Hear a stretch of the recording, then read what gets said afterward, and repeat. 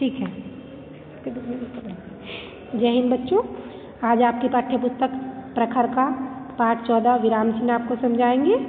बच्चों, हम बिना रुके एक ही गति से नहीं बोलते। अपने भावों को स्पष्ट रूप से अभिव्यक्त करने के लिए हमें बीच बीच में रुकना पड़ता है, यानी हमें अपनी जो बात होती है उसे पूरा करने के लिए बीच बीच में रुकना पड़ता है।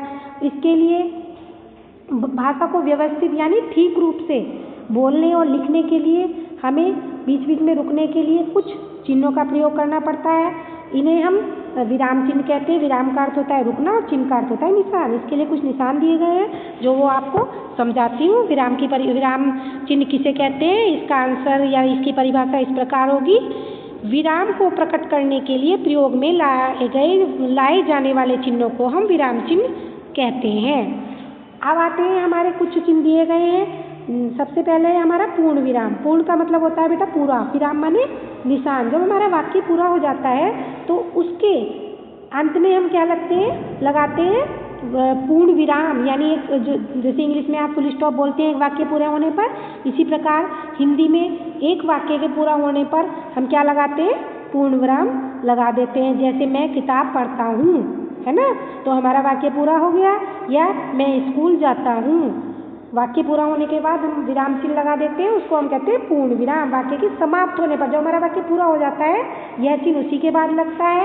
या बच्चा रो रहा है, पतंग उड़ रही है, तारे टिमटिमा रहे हैं, है ना, या कुत्ते भौंक रहे हैं, बिल्ली बोल रही है, कोई भी वाक्य हो, वो वाक्य हमारा जब पूरा हो जाता है तो वह हमारा विराम चिन्ह लगता है। उसके बाद पूर्ण विराम। उसके बाद आता है बेटा हमारा प्रश्नवाचक चिन्ह। जिन वाक्यों में प्रश्न पूछा जाता है उन वाक्यों के अंत में यानी उन वाक्यों के बाद में प्रश्नवाचक चिन्ह लगाया जाता है। जैसे तुम कब आए, यह पुस्तक किसकी है, तुम कहाँ जा रहे हो, तुमने क्या खाया, आप क्या कर रहे हैं, है ना। ये मतलब जब हम प्रश्न पूछते हैं तो उसके अंत में क्या लगाया जाता है, हमारा प्रश्नवाचक चिन्ह या निशान।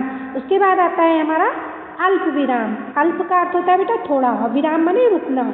थोड़ा सा रुकने के लिए जिन चिन्हों का प्रयोग किया जाता है उन्हें हम अल्प विराम कहते हैं। पढ़ते लिखते या बोलते समय जहाँ थोड़ी देर ठहरना हो, थोड़ी देर रुकना हो, वही हमारा अल्प विराम का प्रयोग होता है। जैसे हम बहुत सारे नाम एक साथ लेते हैं, रीना, नीना या नीता, मीता, सीता, गीता, इतने सारे नाम एक साथ लेते हैं तो इनके बीच में हम क्या लगाते हैं, अल्प विराम लगाते हैं। थोड़ा सा छोटा सा एक चिन्ह लगता है जो आपकी बुक में दिखाई दे रहा है। ये हमारा कब लगता है, जब हम वाक्य में थोड़ा सा रुकते हो।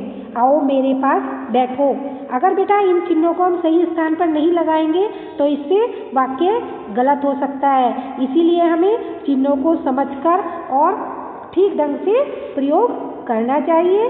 बेटा आपकी जब क्लास लूँगी मैं और अच्छे से समझाऊँगी, आप इसको अच्छे से अपनी बुक में पढ़ना, ठीक है बेटा।